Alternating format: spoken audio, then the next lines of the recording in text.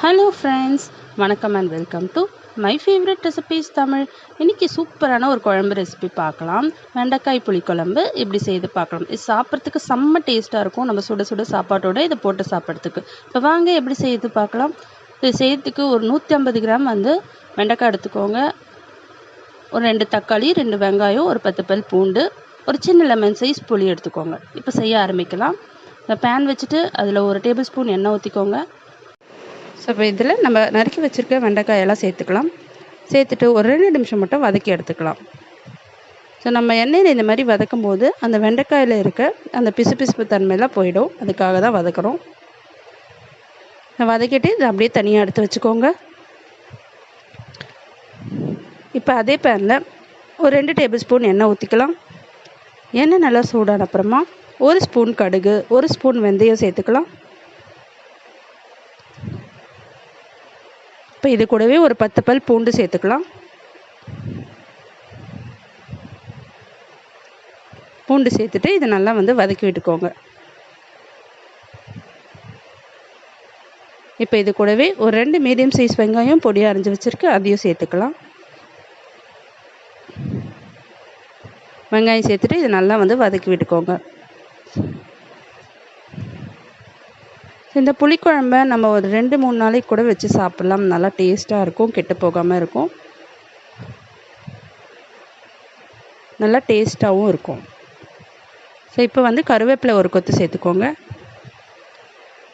தக்காளி ஒரு 2 தக்காளி பொடியாக அரைஞ்சி சேர்த்துக்கலாம். தக்காளி சேர்த்துட்டு தக்காளி நல்லா வதங்கின அப்புறமா நம்ம மசாலாலாம் சேர்த்துக்கலாம்.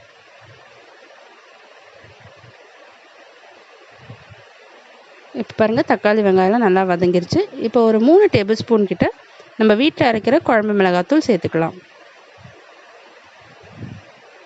நம்ம தனி மிளகாத்தூள்லாம் எதுவும் சேர்க்க தேவையில்லை. இந்த குழம்பு மிளகாத்தூள் மட்டும் சேர்த்தா போதும். சேர்த்துட்டு இதை நல்லா வதக்கி விட்டுருங்க. இது கூடவே ஒரு அரை டேபிள் ஸ்பூன் மஞ்சத்தூள் சேர்த்துக்கோங்க. இந்த குழம்புக்கு தேவையான உப்பு சேர்த்துக்கோங்க. சேர்த்துட்டு இதை நல்லா வதக்கிட்டு நம்ம கரைச்சி வச்சுருக்க புளியை இதில் ஊற்றிடலாம். ஒரு லெமன் சைஸ் புளி கரைச்சி வச்சுக்கோங்க. அதையும் ஊற்றிட்டு இது நல்லா குழம்பு கொதிக்கணும். குழம்பு நல்லா கொதிக்க ஆரம்பிச்சப்புறமா நம்ம வதக்கி வச்சுருக்க வெண்டைக்காவை சேர்த்துடலாம். இப்போ பாருங்கள், குழம்பு நல்லா கொதிக்க ஆரம்பிச்சிருச்சு. இப்போ வெண்டைக்காயை சேர்த்துட்டு மூடி போட்டுட்டு ஒரு 10 நிமிஷம் மட்டும் மீடியம் ஃப்ளேமில் வச்சு எடுத்துக்கோங்க.